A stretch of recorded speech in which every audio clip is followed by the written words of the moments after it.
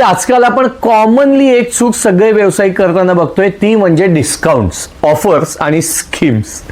Discount दिला, offer चालवल्या, schemes लावल्या म्हणजे कस्टमर आपल्या हातातनं जाणारच नाही, कॉम्पिटिटरकडे तर अजिबात जाणार नाही. हा गैरसमज पहिल्यांदा आपल्याला काढून टाकावा लागेल. जो कस्टमर डिस्काउंट बघून तुमच्याकडे येतोय तोच कस्टमर डिस्काउंट बघून तुमच्या कॉम्पिटिटरकडे जाणार, जेव्हा तुमचा कॉम्पिटिटर तुमच्यापेक्षा जास्त डिस्काउंट द्यायला लागेल.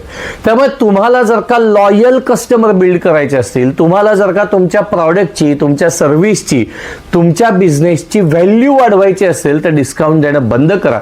लोकांना तुम्ही कसे वेगळे आहात, तुम्ही कसे बेटर आहात आणि त्यांचा प्रॉब्लेम किती इझिली आणि एंड रिझल्ट देऊन सॉल्व्ह करू शकताय हे कन्व्हिन्स करायला लागेल, तेव्हा कुठे आपल्याला अपेक्षित रिझल्ट मिळायला लागतील. नाहीतर काय आहे, आपण आपल्याच प्रॉडक्टची आणि सर्व्हिसची ॲव्हरेज तिकीट साईज कुठेतरी दिवसेंदिवस कमी करत चाललोय.